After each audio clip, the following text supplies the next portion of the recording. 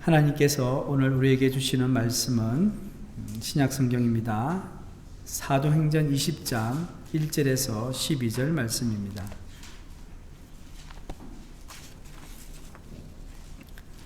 사도행전 20장 1절에서 12절 말씀 신약 성경 222면에 있습니다. 한 절씩 교독하도록 하겠습니다. 소요가 그침에 바울은 제자들을 불러 고난 후에 작별하고 떠나 마게도냐로 가니라.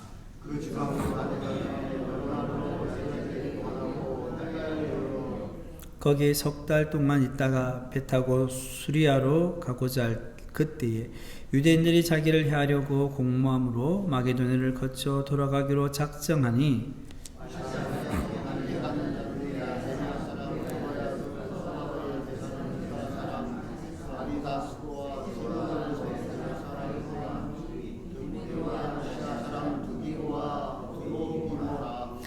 그들은 먼저 가서 드로아에서 우리를 기다리라더라.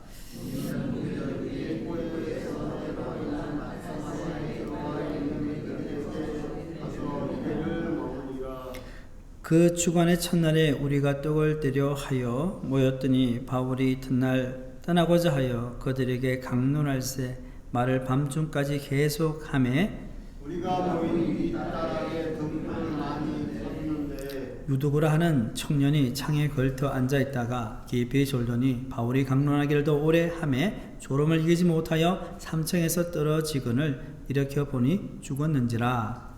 바울이 내려가서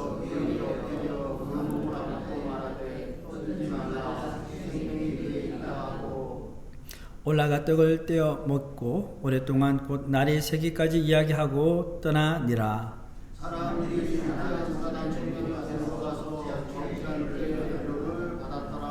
아멘. 할렐루야. 아멘. 네, 하나님 은혜와 평화가 우리 성도님들 가운데 있기를 축복합니다.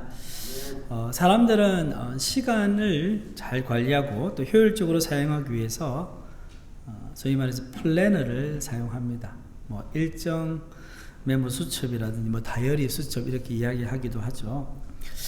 혹시 여러분들 그 프랭클린 플래너라는 수첩 들어보셨습니까? 예. 이 프랭클린 플래너는요, 미국의 건국 아버지 중에 한 명인 벤자민 프랭클린이 자기 관리 습관과 철학을 이렇게 많이 또 자기 자서전에 기록해 놨는데요. 그의 자서전에서 영감을 받아서요, 만들어진 겁니다. 그는 이 시간과 단순히 시간만 관리하는 것이 아니라 시간과 함께 내 인생을 관리해 오자 했습니다. 그 프랭클린의 그 자서전을 보면요, 50년 이상 동안 자기 수첩에 13가지의 덕목을 기록하고 매일 실행 여부를 점검했다고 합니다. 그는 일주일마다 특정 덕목 하나를 집중적으로 실천하려고 노력했습니다. 그래서 그는 그 수첩이 행복한 인생의 비결이었다고 고백을 했습니다. 이와 같은 벤자민 프랭클린의 습관을 기반으로 한 회사가 시간관리 수첩을 개발했는데 그게 프랭클린 플래너가 된 것입니다. 그리고 여러분 이 책도 아실 거예요. 스티븐 코비가 쓴 성공하는 사람들의 7가지 습관. 예. 이 책에 보면 이 벤자민 프랭클린의 시간관리 습관을 이 책에 반영하고 있어요. 나왔어요.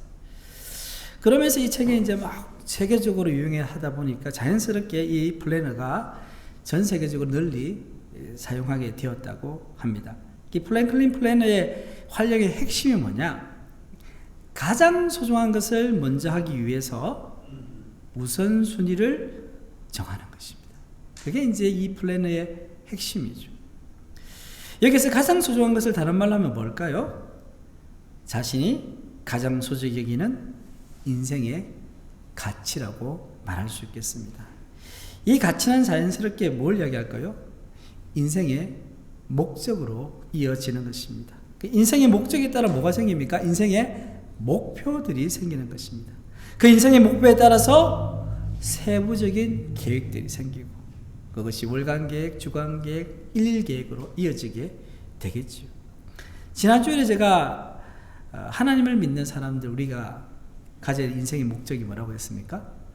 하나님께 영광 돌리는 것이라고 말씀드렸습니다. 오늘 본문에 등장하는 바울, 지난주에도 우리가 언급했지만 예수님 믿고 난 이후에 그 인생의 목적이 달라졌어요. 하나님께 영광 돌리기 위해서 그는 어떤 목표를 세웠습니까? 성령께서 감동을 주셔서 내가 저 이방인들에게 예수 그리스도의 복음을 전해야 되겠다. 그런 부르심을 받고 응답하고 나아갔습니다. 그래서 그는 배를 타고 바다를 건넜어요. 미지의 세계로 나아갔습니다. 그는 강을 건너고요, 산을 넘고 때로는 멸시와 핍박을 감수하면서 사도행전에 보면 세 차례의 전도 여행이 나옵니다. 그리고 나중에 어떻게 됩니까? 사도행전에 안 나오지만 역사의 기록에 보면 이 서바나에 가고 싶다고 이야기하잖아요. 지금의 스페인이잖아요. 그까지도 선교를 하고 옵니다. 과연 누가 바울로 하여금 인생의 가장 소중한 목적을 깨닫게 하고 전도의 사명을 감당하게 했겠습니까? 그분은 바로 성령 하나님이십니다. 성령님께서는 날마다 바울을 인도하시면서 그 목표를 이룰 수 있도록 구체적인 계획을 세우게 하셨습니다. 그래서 바울은 성령님의 일정표를 따라 사역을 감당할 수 있었습니다. 이것이 바로 바울의 1차, 2차, 3차 전동 여행이었습니다. 여러분, 사도행전에 또 다른 별명이 있어요.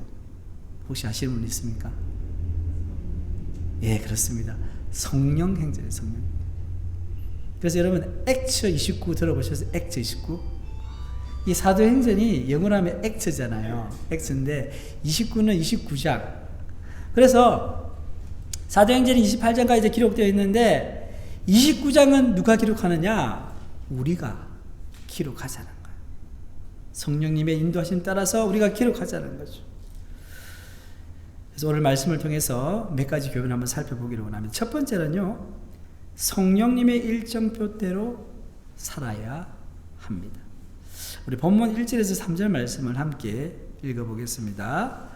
소요가 그침에 바울은 제자들을 불러 고난 후에 작별하고 떠나 마게도냐로 가니라. 그 지방으로 다녀가며 여러 말로 제자들에게 권하고 헬라에 이르러 거기 석 달 동안 있다가 배 타고 수리아로 가고자 할 그때에 유대인들이 자기를 해하려 공모함으로 마게도냐를 거쳐 돌아가기로 작정하니.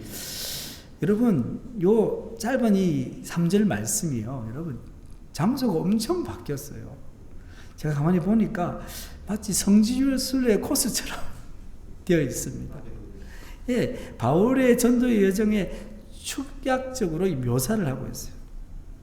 근데 제가 이 말씀을 묵상하면서 어떤 느낌이 들었냐면, 분명히 바울이 이렇게 전도 여행을 한 그 코스인데 뭔가 빠지지 않았나. 성령님의 인도하심에 따라 바울은 이렇게 여러 장소를 다니면서 또 어떤 이유에 의해서 옮겨 갔던 것입니다. 그냥 읽으면 어떻습니까? 그래, 바울이 이렇게 전도했구나 싶지만요, 사실은 성령님께서 바울을 이끌어 가신 거예요. 본문 1절에 보시면 소요라는 게 소요가 나오는데요, 사도행전 19장에 나오는 에베소에서 일어났던 소요를 말합니다. 본문에서 바울은 지금 3차 전도 여행 중입니다. 2차 전도 여행 때 사역했던 지역을 다시 방문하여 교회를 말씀으로 권면하고 격려하고 든든히 세우고 있습니다. 그리고 배를 타고 수리아로 가려고 할 때, 그러니까 헬라라는 단어가 나오죠. 그거는 이제 그리스를 이야기하는 거예요. 그리스, 아테네, 그 다음에 그 옆에 고린도가 있잖아요. 그래서 고린도 항에서 바울을 죽이려는 음모를 알게 되고요. 그래서 바울이랑은 마게도냐를 거쳐서 아시아에 가려고 수리아로 갈 배를 타기로 했다. 그 말씀입니다. 바울이 전도 여행에서 이렇게 큰 족적을 남길 수 있었던 근본적인 이유는 어디에 있겠습니까? 그것은 바로 바울이 성령님의 일정표를 따라 사역했기 때문에 바울은 에베소에서 사역을 마치고 마게도냐와 그리고 헬라의 교회를 재방문하여 성도들을 말씀으로 권면하였습니다. 그래서 바울의 전도 일정은 곧 성령님의 일정표와 같았습니다. 바울도 인간인데 어떻겠습니까? 왜 자신의 뜻과 생각대로 하고 싶지 않았겠습니까? 그러나 바울은 자신이 세우는 일정표보다 성령님께서 세우신 일정표를 따르기를 원했습니다. 특히 2차 전도 여행 때 일어난 일입니다. 사도행전 16장에 나오는 내용인데요. 이때는 이 바울이 유럽 마게도냐를 가지 않았던 때예요. 그때는 그냥 이 바울은 이 소아시아, 지금의 튀르키예죠. 그 지역만 열심히 전도할 때입니다. 소아시아에서 계속 복음을 전하고 싶어서 열심히 하는데 사도행전 16장 6절에 7절 보면요. 성령이 아시아에서 말씀을 전하지 못하게 하는 그런 기도하면서 그런 느낌이 자꾸 드는 거예요. 그래서 무시아 앞에, 이 무시아도 소아시아의 한 지역이거든요. 무시아 앞에서 이제 비두니아로 가기로 애썼다는 게 무슨, 비두니아는요, 소아시아의 북쪽 지역이에요, 이렇게. 근데 예수의 영이 허락하지 않는다 말씀하고 있어요. 어떻게 보면 그 당시에는요, 바울이 나름 자신이 원하고 의지했던 곳이 있었던 것 같아요. 그러다가 여러분 아시죠? 드로아에 딱 왔는데 성령님께서 환상을 보여줘요. 환상점이 어떤 게 보입니까? 마게도냐에서 한 사람이 손짓을 하면서 우리에게를 도우라고, 건너오라고 막 손짓을 하는 거예요. 그때 바울이 알아차렸어요. 성령님께서 저곳으로 가기를 원하시구나. 내 일정표에는 이게 없는데 성령님 일정표에는 거기에 있다는 것을 깨닫게 된 것입니다. 그래서 바울은 어떻게 했습니까?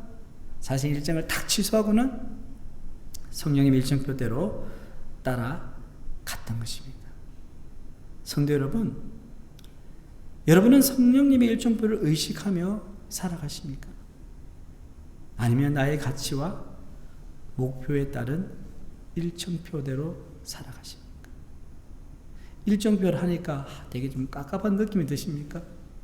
여러분, 우리 하나님께서는요, 우리의 매일매일의 삶에 관심을 가지고 계세요. 우리를 이끌어 주시기 원합니다.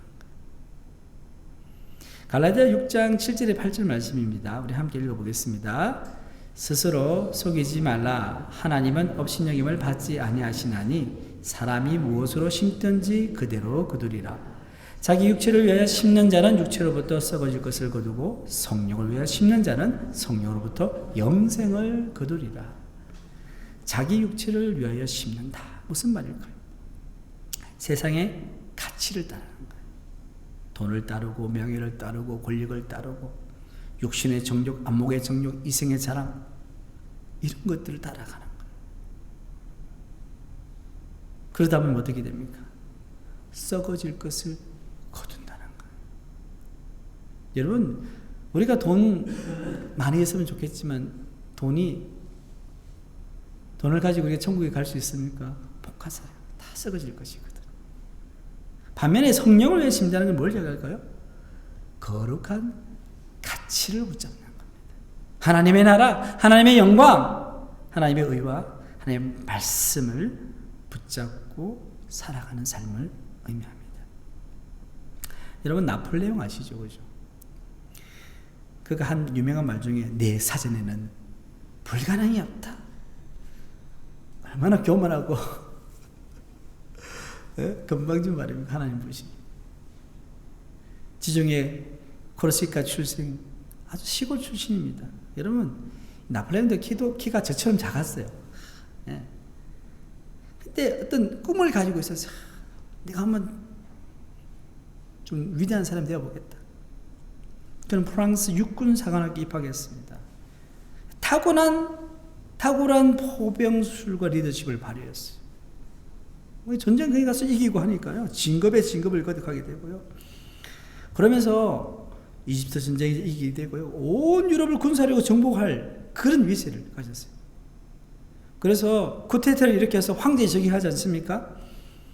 그래서 완전히 이제는 유럽은 내 손아귀에 있다라고 생각하고는 이제 저 러시아를 이제 손아귀에 넣으면 되겠다 싶어서 공격을 하다가 참패를 당하게 되죠. 그 나중에 유럽 연합군의 공격에 따라서 파리가 함락이 되고 이런 우여곡절 끝에 결국 어떻게 됩니까? 세인트 헬레나 섬에 유배가 됩니다. 그는 나중에 지켜보는 사람, 친구 하나 없이 쓸쓸하게 운명하게 됩니다. 그는 이런 말을 했다고 합니다. 나는 칼로 세상을 정복하지 못했지만 예수님은 사랑으로 세상을 정복했다. 나폴레옹은 세상의 가치를 붙잡고 해보려고 했어요. 그런데 얻지 못했어요.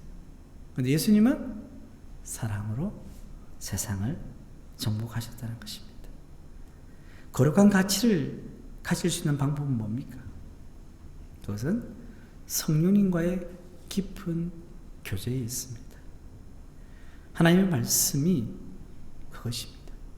하나님의 말씀에는요, 거룩한 가치들로 가득 차 있습니다. 성령의 9가지 열매가 있습니다. 믿음, 소망, 사랑, 하나님의 영광이 있습니다.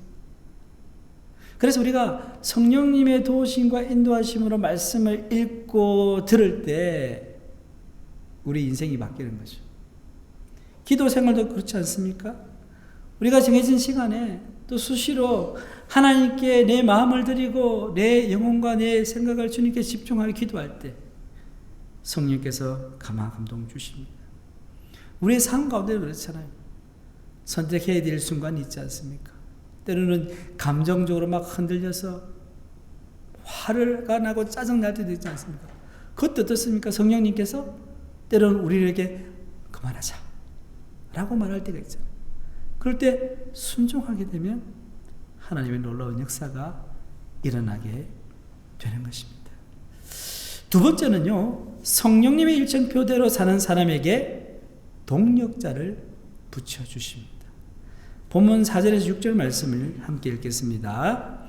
아시아까지 함께 가는 자는 베레아 사람 브로의 아들 소바도와 데살로니가 사람 아리스다고와 세군도와 더베 사람 가이오와 및 디모데와 아시아 사람 두기고 드로피모라. 그들은 먼저 가서 드로아에서 우리를 기다리더라. 우리는 무교절 후에 빌립보에서 배로 떠나 닷새 만에 드로아에 있는 그들에게 가서 이래를 머무니라. 아멘. 여러분, 바울은 혼자 사역하지 않았습니다. 자신의 사역의 열매인 제자들을 함께 사역을 했습니다. 오늘 읽은 본문을 보면 참 재밌습니다. 바울이요, 아시아까지 함께 동행한 사람들이 쭉 나오는데요. 거기 보면 지역 이름이 나와요. 베레아 사람, 데살로니가 사람, 더베 사람, 루스드라 사람, 아시아에서 온 사람. 베레아 사람은 누굽니까? 소바데요. 여러분, 아주 생소한 이름이죠. 소바데인데 성경에는 상세히 기록되어 있지 않는데요. 예루살렘 교회를 돕기 위한 헌금을 모금하도록 베레아 교회가 지명한 대표자일 것이라 추정하고 있습니다. 그리고 아리스다고 들어보셨죠? 아리스다고는요 3차 전도 여행 때 동반자인데요. 에베소 소유에서 폭도들로부터 목숨의 위협을 받기도 했고요. 바울과 함께 나중에 로마 감옥에 갇힌 자가 아리스다고입니다. 세군도, 이 이름도 생소한데, 이 바울이 예루살렘의 가난한 그리스도인 위해 헌금을 운반할 때 바울을 도운 인물이라 추정되고 있습니다. 그리고 이 더베라는 지역은요, 가이오가 나오는데요. 가이오는 에베소 소유에서 아리스도하고 함께 구사 일생으로 살아났던 사람, 이 가이오입니다. 그리고 디모데, 여러분 많이 들으셨죠? 디모데는 루스드라에서 만나게 되고 바울을 만남을 통해서 그가 예수님을 알게 되고 그때부터 바울을 따라서 함께 선교 여행에 동참합니다. 그래서 바울의 이제 마지막 때 나이가 많이 들고 그 생애 말에 디모데에게 서신을 보내잖아요. 디모데전서 후서를 보내게 됩니다.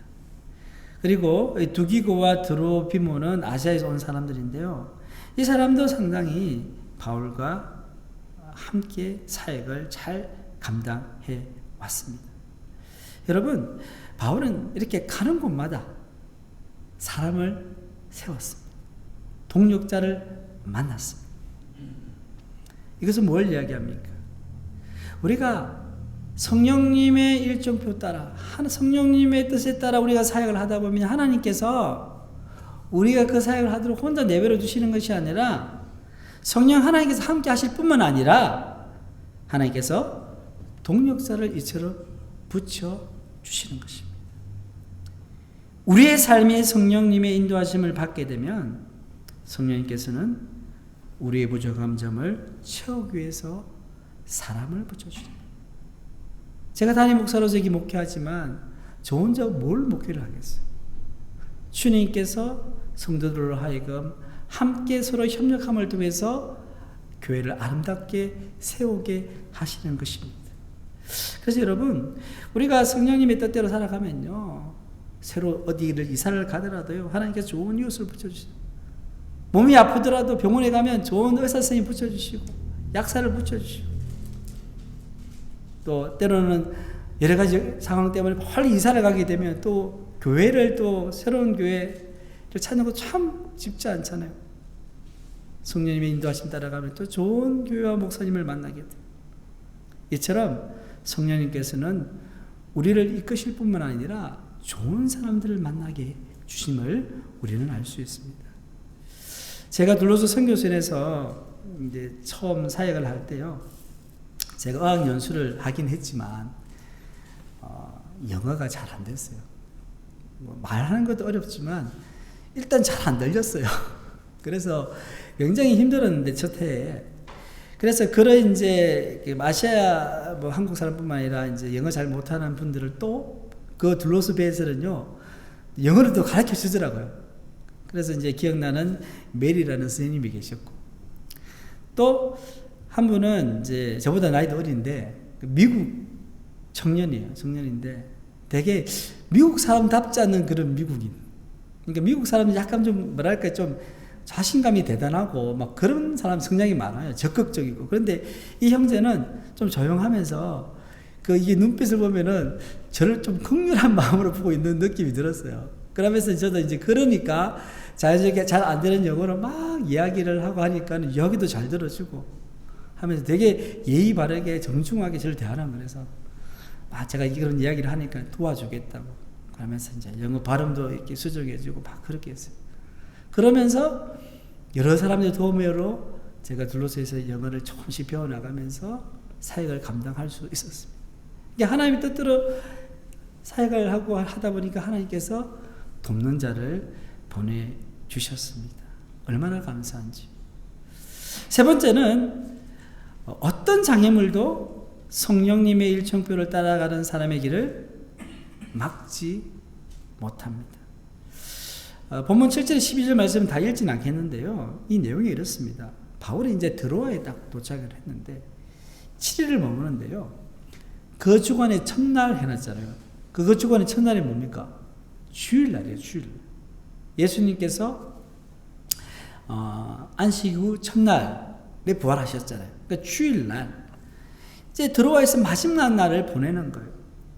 그래서 주님의 부활을 기념하면서 모인 주일날 많은 성도들이 모였는데 가만히 보니까는 바울이 내가 마지막이겠구나. 언제 내가 다시 드로아에 오겠어 하면서 이제 밤에 이제 말씀을 전하기 시작했는데 제가 볼 때는 어떻게 보면 부흥 집회 같아요. 네. 삼청다락이고 뭐 이렇게 됐는데 아마 촛불 불을 켜놨을 거 아니에요. 그렇게 해서 열심히 말씀을 전하고 있는데 또 유두고라는 청년이 3층 그 창틀에서 이게 듣다가 졸음이 왔는 모양이에요. 바울이 설교하는데도 저런 경우가 있다니, 그죠? 예. 그래서 위로가 됩니다, 제가. 그런데, 아마 사람들이 많고 이렇게 하니까 산소가 좀 부족하고 그러다 보니까 이게 졸다가 떨어졌어요. 얼마나 놀랐겠습니까? 그런데 그 내용 어떻습니까? 바울이 강론을 멈추고 내려가서는요, 죽은 유두고를 살리고 동요하는 성도를 안정시킵니다. 그리고 나서 밤새도록 말씀 전하고 교제하고 그렇게 교회를 떠나 목적지를 향해 갔습니다. 여러분, 이런 상황에서요, 정말로 사람이 죽었으니까 완전히 찬물을 깼는 그런 상황 아니겠어요? 완전히 썰렁한 분위기고요. 그런데 하나님께서 바울을 통해서 그 문제를 일순간에 해결해 주셨습니다. 하나님의 성령님의 일정표에 따라 살아가다 보니까 주님께서 모든 장애물을 다 이기게 해 주셨습니다. 하나님의 일을 하다 보면 어떻습니까? 여러 종류의 장애물을 만나게 됩니다. 이게 무슨 일을 할 때 우리가 선교를 가도 그렇고요, 교회의 중요한 사역들을 해도 그렇고, 여러분 가정에도 마찬가지예요. 영적인 일을 새롭게 할 때 장애물이 있을까요, 없을까요? 예, 없으면 사실은 이상한 거예요. 있을 수밖에 없는 거예요. 우리 교회가 지금 어떻습니까? 지금 본당 리몰링 공사를 한창 진행 중에 있습니다. 그리고 또한 가정교회 전환을 위해서 열심히 원양 목장 모임 열심히 하고요, 또 3공무 1단계 생명의 삶을 또 하고 있습니까? 여러분 어떻습니까? 좀 정신이 없으시죠, 그죠? 교회 오면은 머스슨하고 뭐, 그죠? 화장실도 제대로 못 쓰고, 또 매주일 예배 마치고 밥 먹고 생명의 삶 목사님 한다는데 1시간도 아니고 뭐 2시간 이상 하고 쉽지 않습니다. 안 쓰던 근육을 쓰면 아프듯이 우리도 영적으로 안 쓰던 영적 근육을 쓰다 보니까 힘들고 어렵습니다. 담임 목사님 저도 준비한다고 헉헉거리면서 하고 있으니 우리 성도님들이 오죽하시겠습니까? 그런데도 불구하고 힘들고 피곤한 가운데도 불평하지 않으시고 열심히 참여하시는 우리 성도님을 보니까 너무 감사하고 참 기쁩니다. 여러분, 교회당 리모델링도요, 그리고 가정교회 사역 전환도 우리가 갑작스럽게 한 게 아니잖아요, 그죠? 올 초부터 기도하면서 준비하면서 리모델링 하는 것도 수개월 동안 기도하면서 새롭게 방향을 바꾸면서 이렇게 해와서 진행을 하고 있습니다. 우리가 아무리 잘 준비하고 기도해도요, 생각지 못하는 어려움과 장애물을 만나게 됩니다. 그런데 중요한 것은요, 이 모든 과정이 성령님의 인도심을 따르고 있다는 확신. 우리가 기도하고요, 함께 논의하고 하나님께 맡기고 나가는 건 뭡니까? 성령님이 하라 하시는 대로 우리가 따라가고 있는 것입니다. 그 확신이 중요한 것입니다. 우리는 지금 바른 길을 가고 있어. 비록 힘들고 어려움이 있지만 주님께서 원하시는 길이야 라고 따라갑니다. 그래서 성령님께서 이끄실 때는 때로는 우리를 어떻게 합니까? 강하게 몰아붙일 수도 있는 거예요. 때로는 어떻습니까? 우리의 보폭을 맞추어서 함께 천천히 이끄실 때도 있는 것입니다. 힘들어도 성령님께서 인도하시는 거고, 편하고 안정적으로도 성령님이 인도하시는 거예요. 왜? 성령님의 일정표대로 우리는 따라갈 수밖에 없기 때문입니다. 중요한 것은 우리가 성령님의 뜻을 분별하고 한 걸음 한 걸음 따라가는 것입니다. 성도 여러분, 교회 사역뿐만 아니라 우리의 개인의 삶도 동일합니다. 우리가 성령 하나님을 신뢰하며 나갈 때 앞길의 장애물을 두려워할 필요가 없습니다. 왜냐하면 성령님께서 그 장애물을 피하게 하시거나 아니면 넘게 하실 것이기 때문입니다. 문제는 우리가 어떻게 그 장애물을 잘 극복하느냐입니다. 성령님의 철저한 인도하심을 따라갈 때 우리는 그 장애물을 잘 극복하고 통과할 뿐만 아니라 더 중요한 것은요, 더 깊고 넓은 하나님의 사랑과 은혜를 경험하게 될 줄 믿습니다. 네. 사랑하는 성도 여러분, 사도 바울은 철저히 성령님의 일정표에 따라 인생을 살았습니다. 성령님의 인도하심을 받으며 사역했던 바울에게 하나님께서는 시적절하게 꼭 필요한 동력자들을 보내주셨습니다. 그리고 전도 여행의 도상에 있는 수많은 장애물들을 성령님과 함께 든든히 넘어갔습니다. 성도 여러분, 여러분들은 어떤 가치를 가지고 남은 여생을 살아가시겠습니까? 바울처럼 성령님과 깊은 교제 가운데 거룩한 가치를 발견하며 성령님의 일정표대로 삶을 살아가시기를 바랍니다.